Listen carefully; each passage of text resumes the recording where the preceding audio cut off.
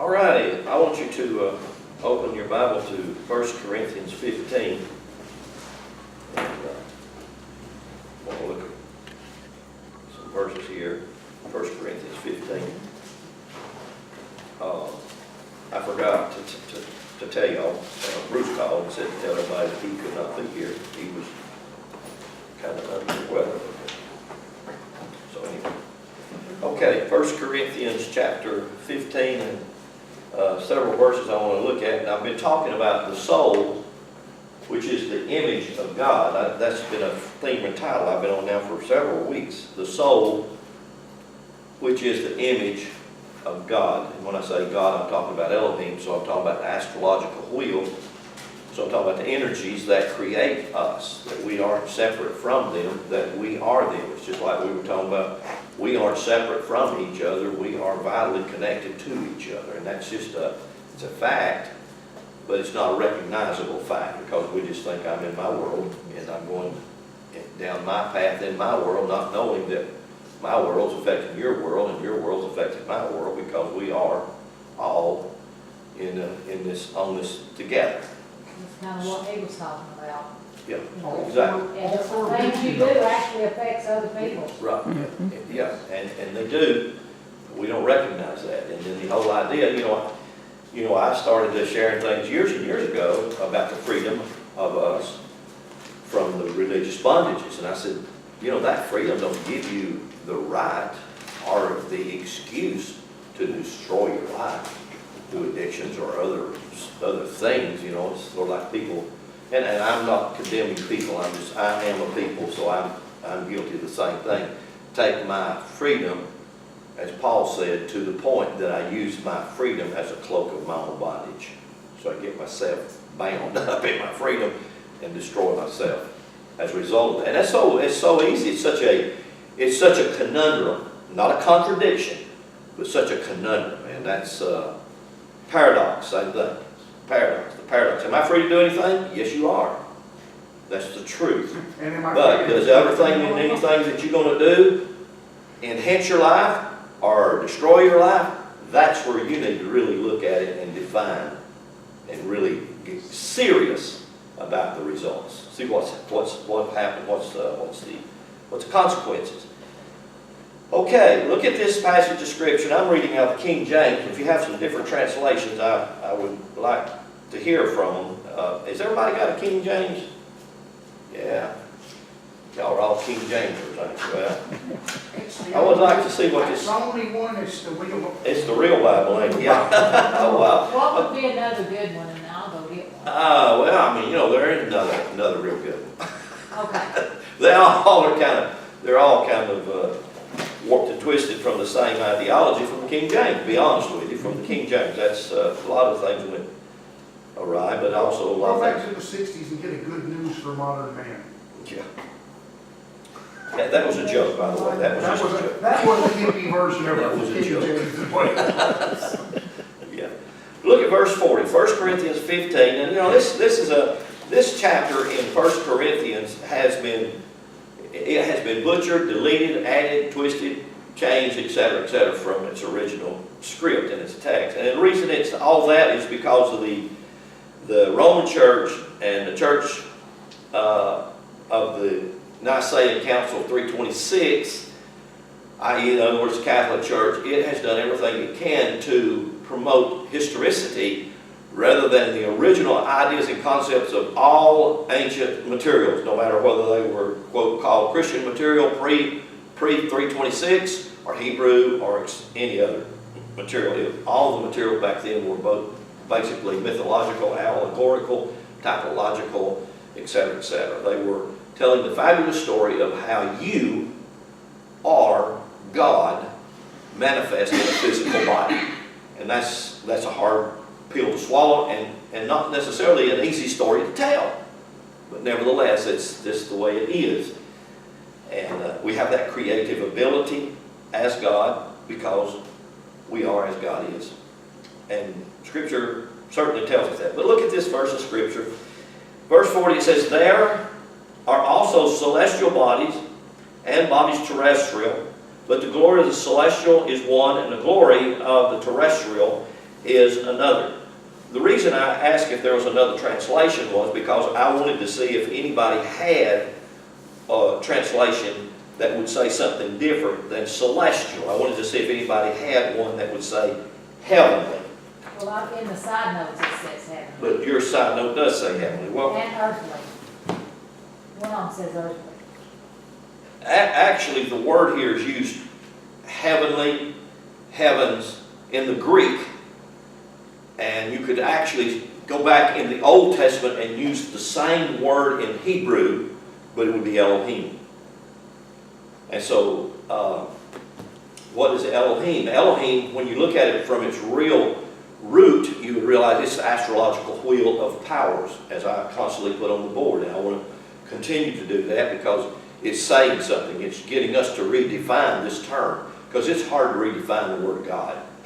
I mean, you know, that one's just almost a dead end. How do you redefine the Word of God? You can call it power, and you can kind of halfway agree with that and say, well, yeah, God is all-powerful. Or you could use essence, or you can use source. There's so many different words you can use. But if you use the astrological wheel of powers, in other words, you say it is all. Well, it is all. Look out. Look up, look in, look anywhere. And that's all.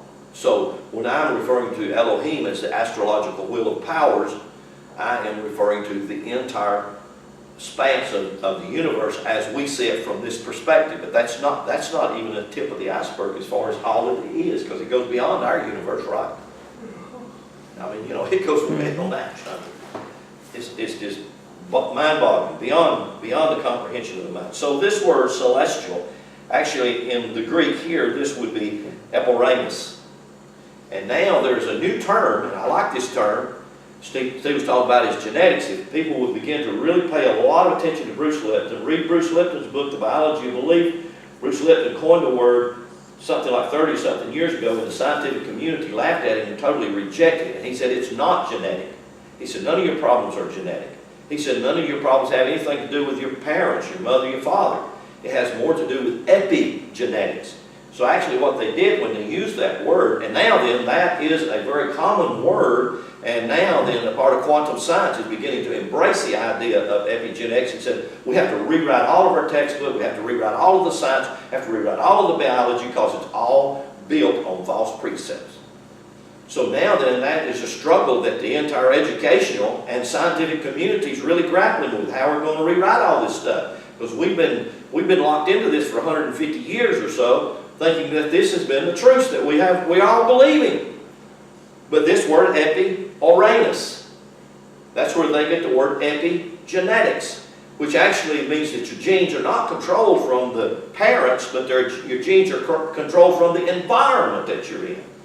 What's the environment? It's everything around you that's input to you. Because now they have come to realize that your brain is not just this thing that's in here, in the skull. Your brain is connected to your skin. And so actually your skin becomes the biggest organ that represents your brain. And it's directly connected. And, you know, the more that we get into understanding that, and when I use the word soul, I kind of use the word soul synonymous with mind, because your mind is not your brain. Your mind is in everything and everywhere. And so many times I would use the word soul synonymous with mind, but not saying it's the brain. The brain is an organ, just like the heart, kidneys, bladders, etc. So this word eporamus here, with that Greek root epi, which actually just simply means above or beyond or without. Now then the word epigenetics, they said, if you want to see what's going on with the gene, then look at the surroundings. Pay attention to the environment. And you get to thinking about that, if you really get to chewing on that, then now you begin to realize, wow, there could be something great in that truth, because that begins to influence the genes, and then they begin to respond accordingly. So this word eporamus, just hearing epi-Uranus, it means above or the sky or the heavenly bodies. So what would that be? You could call it the zodiac. I mean, if you said the zodiac, what are you referring to? You know, a lot of people say, well, you're talking about the zoo in the sky. And that's true, but there's really not a zoo out there. There are stars that people have connected the dots of those stars to create a way of mapping or a way of recognizing certain clusters or certain locations. And in doing that, they called it the astrological wheel. Well, the Hebrews did the same thing. And they have many, many illustrations of doing this for us, but we don't pay that much attention to it. If you're looking at Jesus and the 12 apostles, that's the same story as the sun traveling with the 12 astrological signs. Or if you look at Jacob and the 12 sons, identical, the same story again, the sun traveling with its 12 offspring or children. So anybody can see that if they would just pay attention, but we don't. I don't, many times we just kind of let it slip away. So let's just see this verse again. And there are also astrological bodies and bodies terrestrial. The reason the body that's terrestrial or earthly, I guess you may have a translation that would say earthly there. That's what it would really mean, terrestrial, from the terrain, earthly. So I think that every one of us would be clear in saying, I know that I am a heavenly body and an earthly body. Or you could say it another way, I know that I am a spirit body and a physical body. I know that I am heavenly and I am earthly. And we are that. We're both at the same time. Not just one part of the time and not just the other part of the time, but we're both that all the time. So when Revelation tells us that we are kings and priests, that's exactly what it's saying. Yes. I am covering both aspects. I have the authority, because I am natural, I have the authority in the natural and the spiritual. Mm-hmm. I have the authority in everything, and I am everything. I am both those items. Right. And it's not enough to just grasp these things or grapple with these things as far as revelation. That's not any good. They have to become manifestations. They have to become a lifestyle. They have to become things that I own. And not just own them, I do them. I am them. I'm being them. That's where the rubber meets the road. That's where we get down to really living life.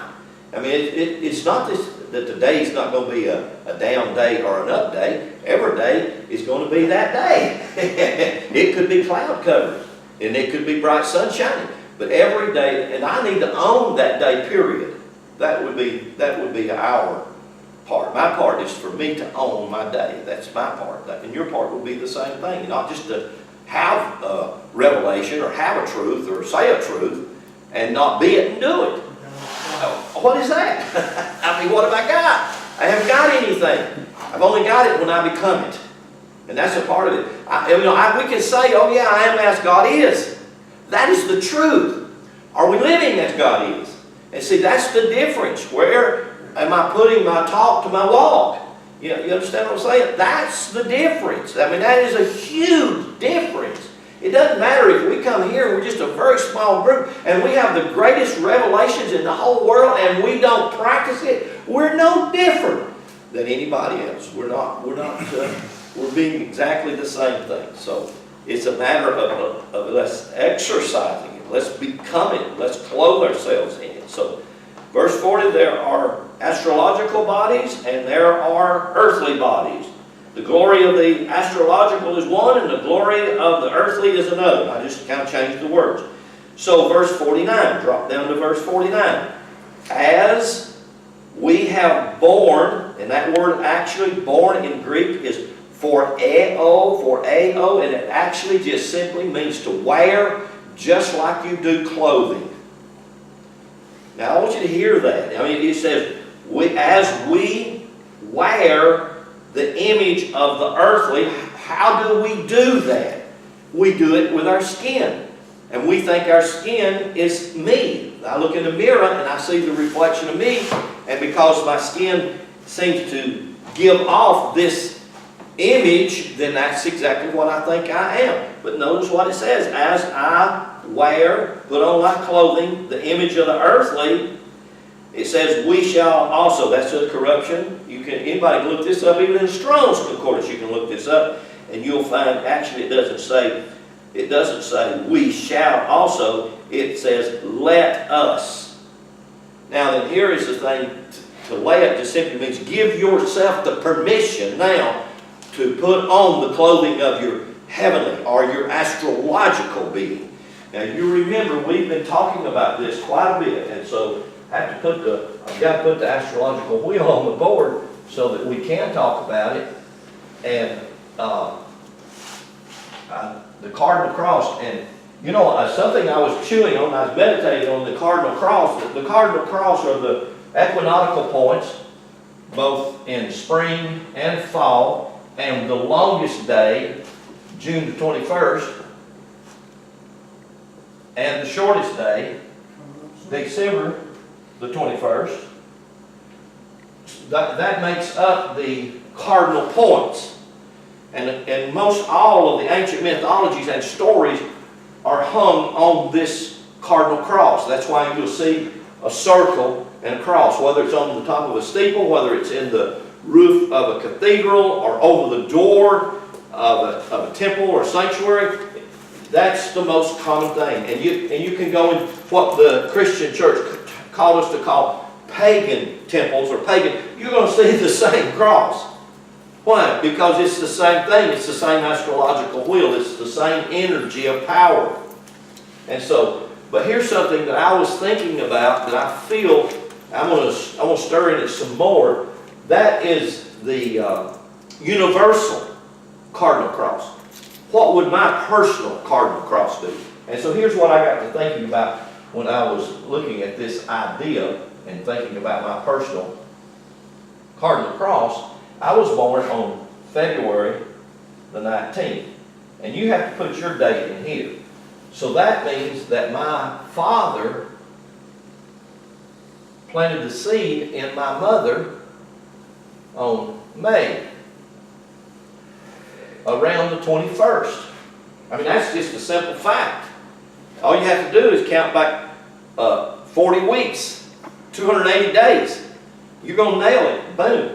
I mean, you know, you're going to get it closer than a doctor can get it, because it's just a simple fact. That's the number of days, that's the number of months you gestate, period. It takes 40 weeks to grow you. That's how long it took God to build you. And so I got to thinking about that, and I realized here several weeks back, I was talking about this, and I realized that not only do I have my astrological birth sign on February the 19th, and this is what hardly nobody ever thinks about, so that I can be balanced, I also need to know what is exactly parallel, what keeps me in balance. I know that spring and fall keep each other in balance. That balances the entire ecological system on the earth, keeps it in balance. And when we find out that balance is judgment, see this Libra, this sign Libra is always, nearly in all cases, even in many stories, ancient stories, is called the scales of justice, which I really feel that probably a couple thousand years ago they twisted the idea, and actually it always meant balance, because when you put the Adam Kid Mon Man in here, this is where the pelvic bone is at, and the pelvic bone is the place of your balance. And I think there's a whole lot more going on down here in the lower extremities than we have given credit to. We've always put it down. We've always tried to say this is where we all get the corruption in our sex organs. And so it's been put down. So the gonads, we're trying to destroy them, trying to suppress them.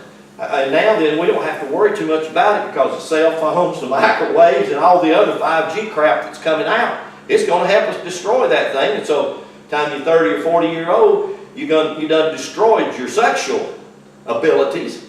I mean, you know, that's serious. That hits me really heavy and hard. You know what? I've got a lot of young grandchildren, girls and boys. And you know what? I want them to be fruitful and productive, plumb to 100 plus like me. I don't want them to be destroyed from their physical abilities just because of technology. I mean, I think that's dumb. To me, that's dumb. That's not smart. I don't care how smart you want to call your telephone. So when I look at my astrological wheel, I see, wait a minute now, it's not just my birth date, it's the one parallel. So I've got to come over here between Leo, the lion, and Virgo, and I have to find that I think this just hit me this week. If I look at my, I've just done that wrong. Let me do this real quickly here, y'all. I want to try it. These colors are really important, and I sometimes I realize we don't realize how important that they are. But all the ancient mythologies uses these colors, and your physical body actually uses these colors as a. The green refers to water, right? Everybody knows that. Isn't that right? Green refers to water. And so red refers to fire. That's a common, right? Green's water, red's fire. Green, blue, aqua, whatever. But green refers to water. When my father planted the seed, that seed was basically water. In other words, material. So what did that seed represent? That seed represented spirit hijacking or riding or piggybacking itself into matter to create me, to build the temple that God was planning on living in. And then on February the 19th, when my mother pushed me out of the womb, on February the 19th, then my body, to live in this arena, to live out here in this world, had to do one thing. What was that? Breathe. That's the first thing. That's the main thing. You want that baby to breathe, because you know if the baby didn't breathe, he's got to go back and try again. You know what I'm saying? So here you go. Now look at this. Now if I'm going to know my cardinal cross, here's something that I am thinking about. I'm not saying that this is the truth, but I am saying that I know that I need to work with my cross in this fashion. So not only am I going to work with the day that my dad conceived me, I'm going to work with its parallel, its direct opposite. And I'm saying this, again, this is maybe hypothetical. I'm saying that this is something that I'm chewing on for me, myself, because I feel there is some ancient truth hid in this cross, in this ideology. But here, the wheel, astrological wheel, is always called celestial, heavenly, astrological, Elohim, so many different names to say the same thing or to say something similar. And to realize that this whole wheel of power is constantly emanating energy. I can't necessarily feel it. Sometimes maybe I can, but whether I feel it or I don't feel it doesn't mean that the energy is not present. It doesn't mean that it's not here. It's not doing what it's designed to do. And I'm saying that without a doubt, it is definitely doing what it's been designed to do. That's why it says to take up your cross. It didn't say take up Marvin's cross or... There you go. Thank you. That's a good confirmation of what I'm chewing on. That's a good one, right? Because if it tells me to take up my cross, this is my cross. Now, I have never heard anybody teach this like this. These things have just incrementally come upon me as I studied and I researched, and I'd say, wait a minute now. Trying to balance out between Aquarius and Pisces, because I carry energy from both aspects of both, because I'm on the cuff. So, and there are a lot of people born on the different cuffs. Me and Alan was talking about him being born on a cuff similar to here. Or, for instance, Annie is born, well, no, she's not on a cuff. She's right dead center in the middle, just the same way as my granddaughter, Rachel. My granddaughter, Rachel, is born here, so her astrological balance would be here in the very center between Gemini and Cancer. Annie is born exactly on the same day opposite here to my granddaughter here. Now, so Rachel's sun sign or her ascending sign would be this, whereas this would be Annie's downside. Now, I mean, the more I see this, the more I get into it, I realize we are truly all one. We are coming from the same source, the same energy, but the compilation of that energy in us makes us unique and individual, not another like us ever in the world. That's what's so phenomenal. That's what we were talking.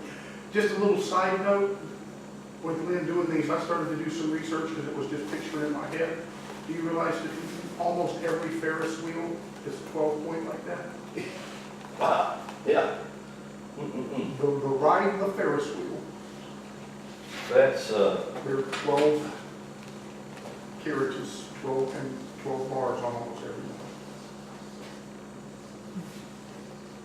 I like that, Jamie.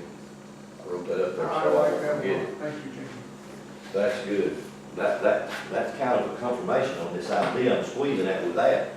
I'll have to do some research on that and just see if that doesn't come out right, because I feel it certainly will. Now, if that's the case, what I've been sharing for weeks now about soul, the image of God, if that's the case, it would be apropos for all of us to learn our cross. If I get to know my cross, you know what I'm going to know? I'm going to know my strengths. I'm going to know my weaknesses. I'm going to know my uprising. I'm going to know my downsitting. I'm going to begin to know me. And if I begin to know me, the more I begin to know me, I'll know you. And my knowing of you would not be based in judgment and condemnation. All of Christianity is built in judgment and condemnation. They don't know any better. That's the way they're taught. That's the way we in Christianity have been taught that our God is a judgmental God. And we never have ever served a judgmental God. None of us. God is not judgmental. God is not condemning. God is long-suffering, merciful, kind. All of these attributes have always been attached to God, but yet in Christianity, we learn to embrace this critical, mean, judgmental God. You know, God the Father, we're all afraid of Him. Because He's certainly going to catch you, and He's certainly got your number. He's always got it written down. Y'all know good way. He's making a list, He's checking it twice, and He knows if you've been naughty or nice. The amazing thing right there is, yes, Jamie confirms what you were teaching, but Jamie also, because of her seeing a different angle of what you're plugging into, it also confirms what we've already been talking about being connected as well. Yeah. Let's just do this like we have been doing, and you know, they're saying now that this whole, or this what appears to be nothing right here, this is the nothing. Or, you know, when they say, well, what is God? God is nothing. This is the nothing that produces everything. And to look at that, I don't care how small, they're trying to say that in the smallest atom or quark, that there is this vacuum. Nothing. But yet there's an intelligence in it. This is God. This is the phenomenon of God. There's one thing I want to do too. All right. Okay, let me just, where we've all got our own cross. Right here is where we all meet. It's Without, in the middle. there you go. That makes us everyone exactly alike, don't it? Exactly. That puts us everyone in the same category, because from that, what would we call that? I mean, because we put a dot there, we can visually see that. We call that God. But what we've got to do, expand that concept and realize this is God. This is a manifestation of what God is. We are the manifestation of that. As that is, we are. It is showing that the way she just put that we are the same, yet different. Yeah. Yet different. Yes. Yes. Isn't that beautiful? I mean, We've all got our strengths, our weaknesses, Correct. our... But we also have the availability of all those things to us. There are those Absolutely. There are those that come naturally from the situation, but you have access by going to the center to everything that is on that wheel. Absolutely. It's absolutely. You're connected to the whole thing of the whole wheel. So whereas if you're born over here, now Celeste is born right here. Me and Celeste are exactly opposite, just like Annie and Rachel are. But yet they're the same. See, so many characteristics be the same. It's like me and Celeste were talking. So many characteristics are the same. We didn't come from the same mother or father or something, but yet we have so many characteristics. And why would that be? Well, look at the wheel. It's not hard to see when we begin to pull all of the decons in that these points represent. When I'm taking up my cross and I'm beginning to get to know my cross and I begin to live out of my cross, oh man, it just gets me phenomenal. Wow, it makes me dizzy thinking. So I put on the skin. I'm wearing this skin that you think is me, that's temporary. Just exactly like Like Marvin in that preacher suit that he's got on. I'm gonna wear my tux next Sunday, bless God. I was gonna show you up. I might show up in a tuxedo, I might show up in a tuxedo jacket, cowboy boots. We'll have to do that next Sunday, Steve. We'll put our cowboy boots on, our tuxedo, and we'll put on one of them $50 shirts, you know. Oh, I gotta get one of them, things to match my shirt, haven't I? Oh, wow. I have to get me a bolo tie when I'm one of them. Cowboy bolo, yeah, there you go, get you a cowboy tie. All right, let's go, let me move on here, I got a lot of ground to cover in a short time to get there. Go with me to the book of Hebrews. Hebrews chapter 3.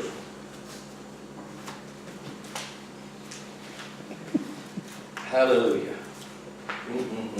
Look at this passage right here in Hebrews. Hebrews chapter 3.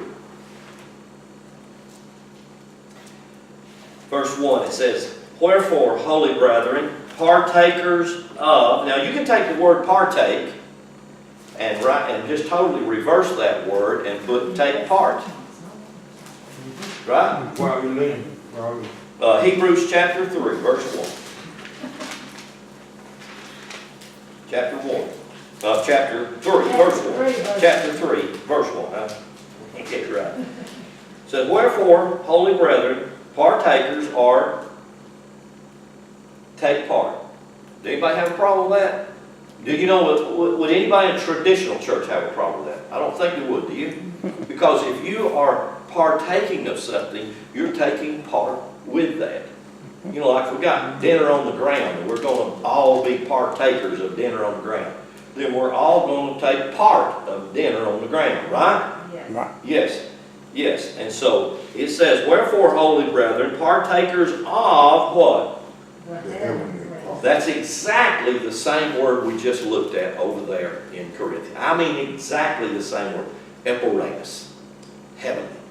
We are taking part of this. Why? Because we are part of that.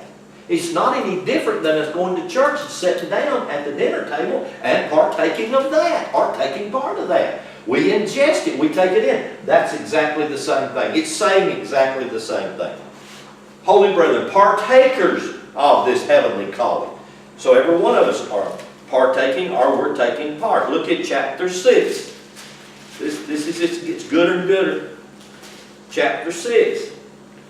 And look at verse 4. It says, verse 4 says, "For it is impossible for those who were once enlightened and have tasted of the heavenly gift." Wow. Now I'm going to say that what the writer here is referring to, because that's the same word again, I'm going to say the heavenly gift was God's deposit of me, as me, in this world. Okay? That's what I'm going to say is the reference he's talking about here. Because he begins to go on, he says, it's impossible for those who have partaken of this heavenly gift to fall away, or to backslide, or to do this, or to do that, once they tasted this.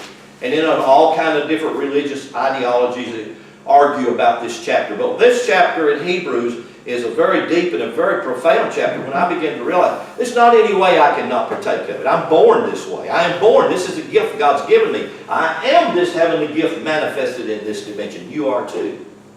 Hallelujah. And so what we want to do is we want to use that gift. You know, in this chapter, he begins to talk about leaving the things that we once tasted, as far as, in other words, not sucking the breast of mama any longer. It's foolish to think that we can go back, you know, and fully grown up into mama's womb and come out again. It's as foolish for us to think that we can continue to nourish ourselves nursing at mother's breast. What, you know, he said, come on, let's go on and grow up, get beyond that. Look at chapter 8, same thing, chapter 8, same thing. We'll just rush through here real quickly. Chapter 8, verse 5. Who serves unto the example and the shadow of what? Heavenly things. Now, Moses, when he was about to build the tabernacle, Exodus chapter 28, Moses, when he was about to build the tabernacle, what did he do? He said he found the pattern in the heavens on the mountain. In other words, in a high place, Not necessarily just on top of the mountain like we're on Fort Mountain or Grassy Mountain, the high place. Well, this is a high place in here we're on this morning. I mean, if you can hear this, if you can resonate with this, we are in a very high place right now. We are in a place that's lifted up, that's high and lifted up in the dimension of spirit. We are visited by God. By God. By God. Which lifts us up, which brings us up into this place. So he said, who serves unto the example in the shadow of the heavenly things. And again, the same identical word. Epiremus. Epiremus. This just goes on in the New Testament. Ephesians 1, Ephesians 6. Again, same thing. Heavenly places. We've been seated and we've been placed in heavenly places. We have been. I'm placed in these heavenly places. Why? These are the places of my roots. I go from here, my birth into physical, and I expand all the way back into this whole wheel. Because this is my root. It's just like James, when she puts the dot there, my roots go right back into that. And when I go back into that, I go back into all of this. All of this is as much me as I am. Even more so, because that's what lasts me. That's what energizes me. That's what makes me who I am. Let me read you something here from this little book. I read this several weeks back. I think it was here. It was either here or the conference we did in Brunswick. But let me just read you this. In the tomb of Ramses, who reigned 3,500 years ago, there was found a massive circle of wrought gold divided into 365 degrees. And each division marked the rising of the setting of the stars of each day. Now this is how you get a 360 degree circle. This would count twice. So you've got a counting here, you have a counting here, you have a counting here, you have a counting here, and then you have 21st, 22nd, 23rd, 24th, 25th. You have a counting here. So how are you going to get 365 days out of a 360 degree circle? That's exactly how you do it right there. Because this counts as a double, this counts as a double, this counts as a double, this counts as a double, and that counts as an extra day, it's 25th. And the reason it does is because the sun dies right here. The sun no longer, it doesn't move. Days don't change, they stay exactly the same. That is, what I just added is an entire week or two of astrological teaching, science, that is it's just science, period. It can't not be debunked, it's just proven over and over. 360 degrees. And each division marked the rising and the setting of the stars of each day, according to Champollion.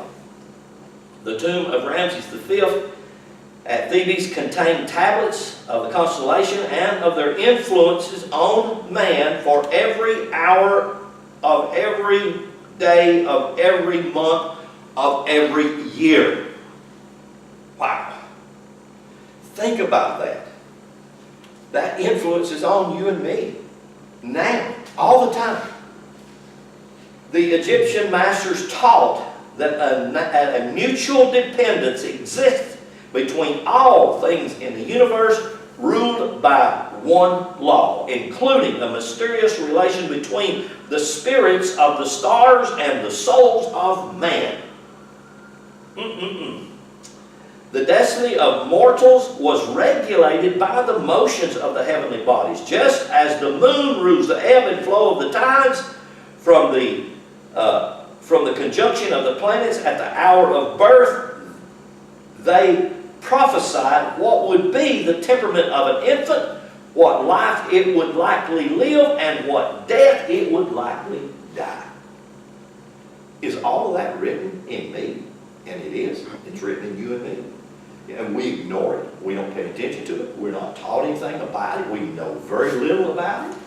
And I know why. I can tell you exactly why I haven't. Because right out of the starting gate for me becoming a Christian, so to speak, they began to tell me that astrology was taboo. They began to tell me right out it was of the devil, that you better not get anywhere around it. They didn't even want you reading the newspaper page that had your Horoscope. yeah. They did not want you to do that. It was of the devil. You get tainted if you did that. Ain't true. You would get, yeah, it's taboo. You would, it's voodoo. Don't mess with that. Wow. These masters 10,000 years ago knew the shape and the movement of the earth, how to calculate solar and lunar eclipses. They foretold with remarkable accuracy what was about to happen to mankind, the future, or abundance of crops. Yeah, go back in the Old Testament. You hear this same thing in the Old Testament. They knew this wisdom. They read that kind of information. You know, does the astrological wheel predict and tell us all of these things? It sure does. Even today, there are lots of people that still can do this science, that still know this science. I wish I were one, and I'm not. I mean, one that I know for a fact is extremely good at this is Santos Bonacci, and he's all over YouTube. But you know, you get the pro and the con. You get some things that you can't agree with. You get some more wonderful things you can. But there are a lot of people out there that still have and maintain this science, this wisdom. They foretold with remarkable accuracy what was about to happen to mankind, the future or the abundance of crops. By means of the long continued observation, they foresaw earthquakes, deluges, rises of comets, and all the phenomena, the knowledge of which appears impossible to common comprehension. Yet modern scientists attempt to discredit the wisdom of these masters by asserting they knew nothing of the laws of physiology. Then something happened. Here, listen to this. All this mighty wisdom came to an abrupt end in the 4th century at 326 at the Nicene Council at the formation of the Catholic Church. When the cosmic to the abrupt ended, the cosmic science and the philosophy of the temples of the masters was ruthlessly destroyed. Who did that? The Christian Church, the Catholic Church, Council of Nicaea. Then from that point forward, they went about for nearly 1,000 to 1,200 years, plundering the entire earth, burning all the material that said anything contrary to what they were trying to establish, and that was they're trying to establish a historicity of this cosmic movement. They were trying to give the sun a name of a person. They were trying to give these 12 posts, these 12 posts, the name of men, etc., etc. And they did. They did. They conquered. They got you and me. Well, the amazing thing is that the Vatican, they've got a whole lot of that material. Oh, I'd say they got all the main pieces of it. Got, so that they can sit here and understand what they're battling, what they want to control. Look at their garb. If you look at their garb, if you look at the hats that they wear, the robes that they wear, the instruments that they wear, the scepter that they have, it's every bit of it this. They know this science. They don't want you and me to know this science.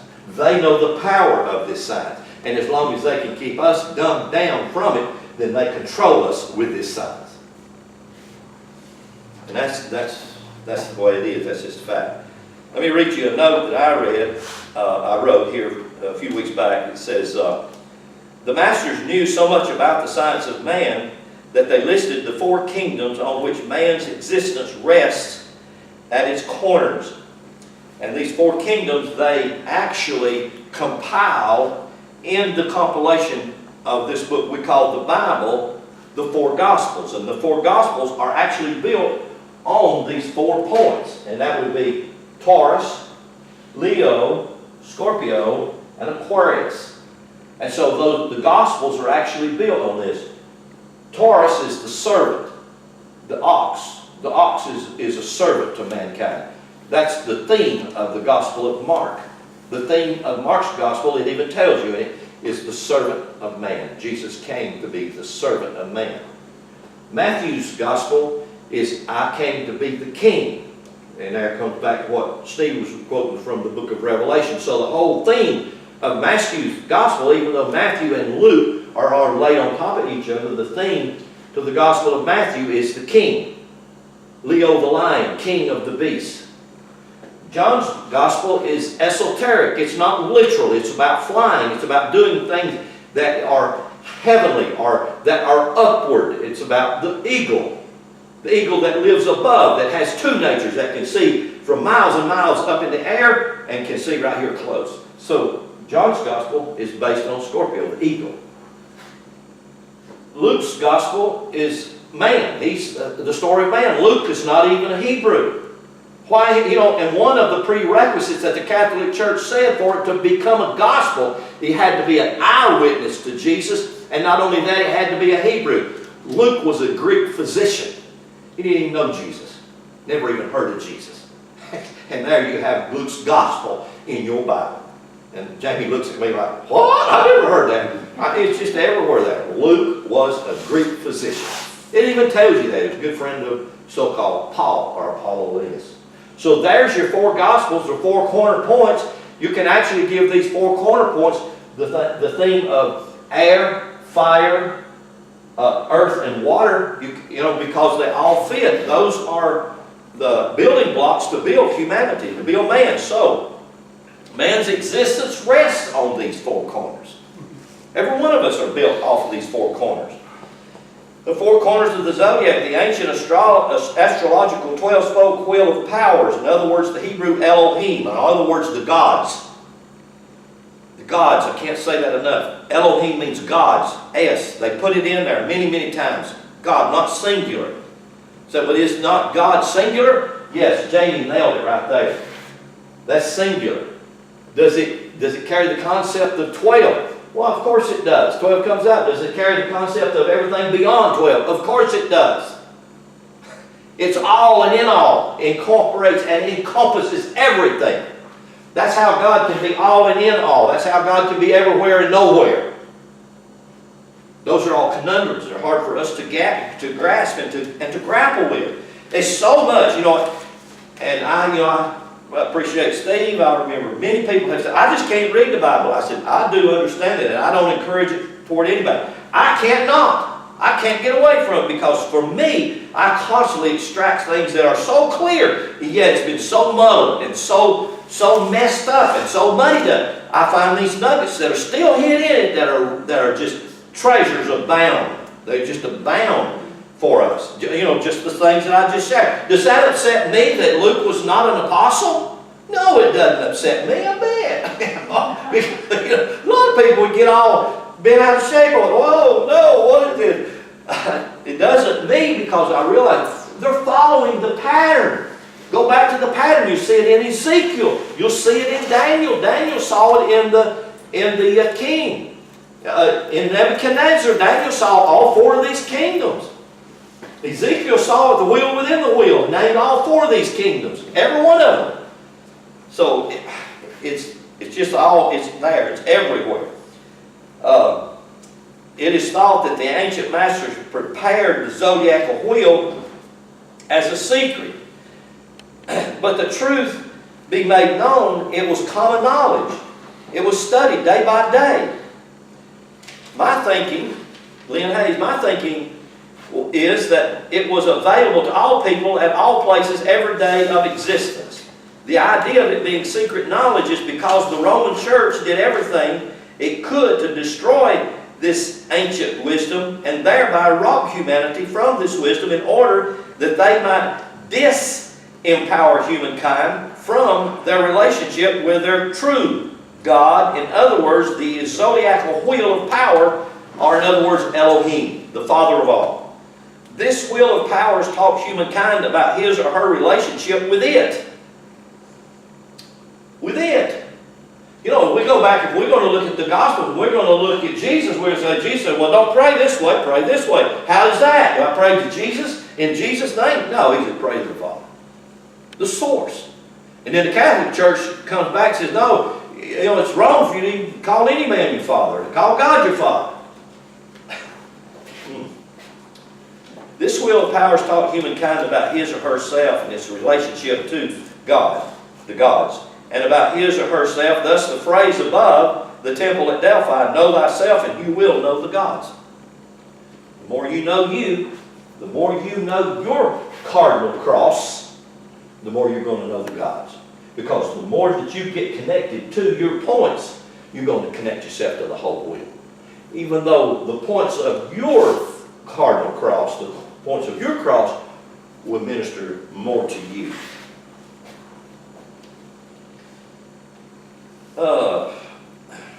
The cycles of, let's see. By studying the zodiac or the astrological wheel of powers, we will begin to understand the origin of the spirit monads and comprehend the cycles of involution of the gods. Involution. God involuted, that means God failed, or dove, or descended through my father's seed into my mother's womb. Why? So that after gestation for 9 months, it could evolve through me. So God involved or involuted so that God could evolve, so that God could arise. Now, all God's looking for is just a vessel. And we are the vessel. But it's not just looking for a vessel, looking for a vessel to yield. And I tell you right now, that's not easy. When you feel that God's saying, go right, and you say, oh, we're going left. God, and you know, that has to become a self-discipline. That has to become something that you have to work it out yourself. But you go left so many times, you'll eventually get to where he was trying to take you to on the right. Exactly. Sure, you'll come full circle, won't you? You'll find your way. And that's the truth. And that is hard. You have a child, or you have a loved one, or you have one that you know they're going the wrong path. You're knowing that what they're doing don't serve them. Or does it? We have not got enough faith, and I don't really want to use that word, and I can't think of a better word.